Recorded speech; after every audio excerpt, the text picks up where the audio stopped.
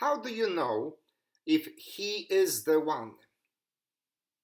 Or how do you decide, after dating someone for a while, that he is the real deal? Or perhaps you should keep looking. Wise Polish mothers tell their daughters to observe how their boyfriends treat their own mothers. They say that how they treat their mothers is how they will end up treating you as well.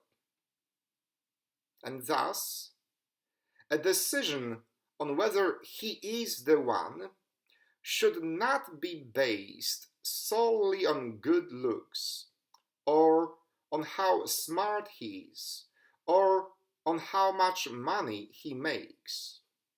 But when you choose life partner, you need to look at their actions. You need to look at how they treat their mothers, sisters, and other people around them. John the Baptist had a somewhat similar dilemma. While in prison, he wanted to make sure that Jesus really is the one. He wanted to know for certain that he is not throwing his life away for someone who may turn out to be a one-hit wonder. So, John the Baptist sends his disciples to Jesus with a direct, if not rude, question. Are you the one? Or should we look for another? Jesus, in answering the question of St. John the Baptist, is given an answer that is not unlike the one given by the ancient Polish mothers. Look at my actions and decide based on how I treat other people. Tell John the Baptist what you see. The lame walk, the lepers are cleansed, the blind regain their sight, and the poor finally have someone pay attention to them. We too should apply this criterion more often in our lives.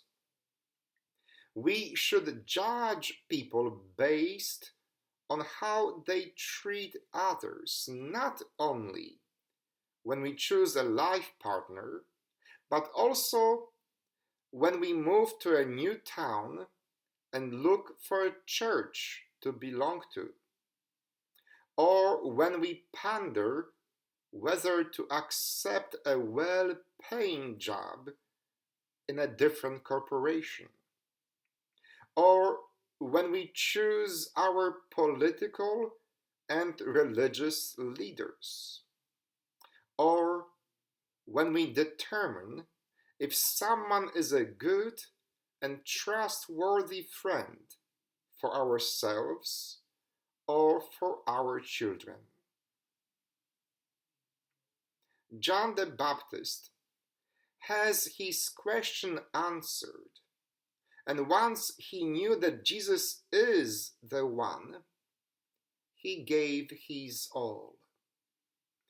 We too can choose safely a right church, a holy pastor, or a good friend when we follow that ancient advice of Polish mothers. Look at how they treat their mothers. Look at how they treat other people. Because actions, my friend, do speak louder than words. And Unlike words, actions do not lie. Amen. Thank you, friend, for spending these 5 minutes together with me, reflecting on the Gospel passage assigned for this third Sunday in Advent. Many of you know that in the coming week, I will not only celebrate my birthday, but also the 20th anniversary of my ordination to priesthood. On that occasion, and because I am in between jobs at the moment, I would like to make a humble appeal. If you are able to, please consider clicking on the donation link in the description of the video. Your generous support will be truly appreciated. Thank you, and God bless.